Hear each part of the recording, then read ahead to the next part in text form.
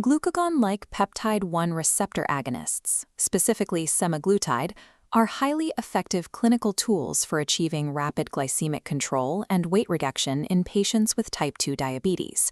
But this chart highlights a severe anomaly in the clinical data published by Hathaway and colleagues. It tracks a massive spike in ocular risk for patients on semaglutide. Over 36 months, patients with type 2 diabetes faced a hazard ratio of 4.28 non-arteritic anterior ischemic optic neuropathy. In overweight and obese patients, the hazard ratio reached 7.64. This ocular risk fractures in two directions. Clinical studies document an early severe worsening of pre-existing diabetic retinopathy, paired with a sudden massive increase in acute non-arteritic anterior ischemic optic neuropathy, or NAION, events. A therapy highly optimized to correct systemic metabolic failure is acting as a direct catalyst for localized microvascular failure inside the eye. NAION presents as an acute, localized ischemic stroke of the anterior optic nerve head. It results in a sudden, painless, and typically completed loss of vision, frequently discovered by the patient immediately upon awakening in the morning. Diabetic retinopathy takes a completely different path. It is an insidious, progressive disease. Patients lose vision slowly over years as they experience an increase in floating spots, dark scotomas, or night blindness, resulting from vitreous hemorrhage and macular edema. To determine why a single medication triggers both of these conditions, we have to look past the blood glucose numbers. We have to deconstruct the opposing anatomical and hemodynamic environments of the retina and the optic nerve. Managing diabetic eye disease requires predicting exactly how rapid metabolic shifts will stress these two distinct microvascular boundaries. Diabetic retinopathy is a chronic microangiopathy that does not rely on any pre-existing structural vulnerability within the eye itself. It is driven entirely by years of long-standing systemic hyperglycemia. High blood sugar gradually damages the retinal capillaries, killing off pericytes and vascular endothelial cells, causing widespread leakage across the entire posterior pole. This 3D cross-section illustrates how NAION works differently, requiring a strict pre-existing anatomical flaw. This crowded structure at the optic nerve head is a disc at risk. The small cup-to-disc ratio forces nerve fibers through a restricted opening, making the microcapillary network highly vulnerable to mechanical compromise. The primary vessels at risk here are the short posterior ciliary arteries, which supply the exact location where these nerve fibers exit the eye. Both are exacerbated by shared systemic risks like hypertension, along with hyperlipidemia and obstructive sleep apnea. Yet, their underlying triggers are fundamentally opposed. Diabetic retinopathy is a disease of slow, systemic microvascular degradation. ANION is a disease of acute mechanical entrapment.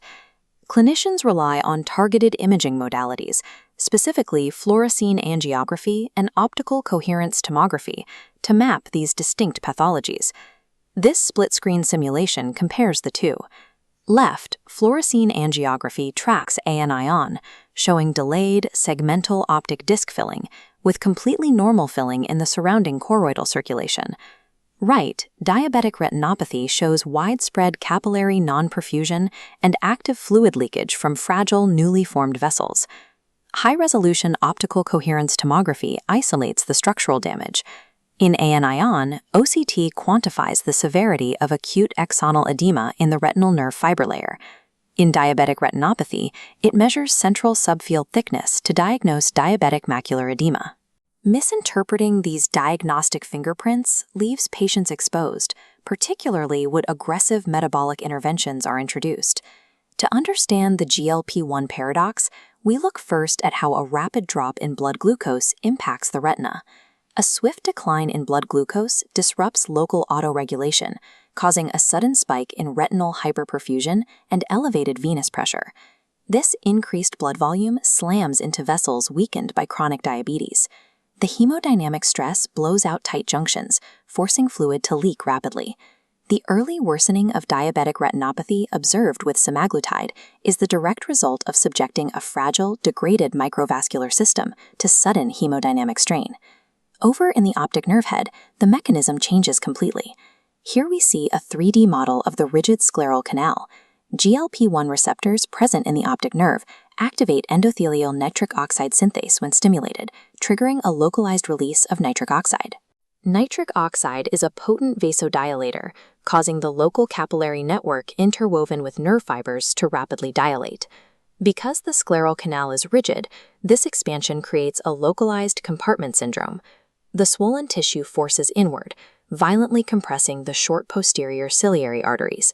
This restriction triggers a vascular steal effect. Blood flow is actively diverted away from the vulnerable, metabolically demanding optic nerve head toward adjacent vascular territories that offer less resistance. For a patient with mild asymptomatic optic disc edema, this sudden pressure shift rapidly transitions the eye into an acute, permanent ischemic infarction. Nitric oxide-induced vasodilation improves systemic circulation in the rest of the body. In a crowded disc at risk, it builds a mechanical trap that suffocates the optic nerve. The long-term outlook for these two conditions diverges sharply.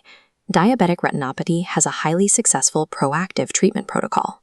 Intensive glycemic control, intravitreal anti-VEGF injections, and targeted laser photocoagulation routinely prevent permanent blindness. Grave AINON offers a starkly different reality. Once the acute infarction occurs, there is zero proven medical or surgical therapy effective in improving the visual prognosis. Even treatments designed to protect against broader cardiovascular events, like low-dose aspirin, do not influence final visual outcomes for this localized structural stroke. This establishes a clear clinical mandate. Comprehensive ophthalmic profiling is required before initiating rapid glucose-lowering therapies. This baseline screening must include a detailed cup-to-disc evaluation to identify a hidden disc at risk, alongside a dilated retinal exam to check for pre-existing microvascular damage. In the era of powerful metabolic interventions, protecting vision relies on identifying a patient's structural and microvascular vulnerabilities long before the pharmacological trigger is pulled.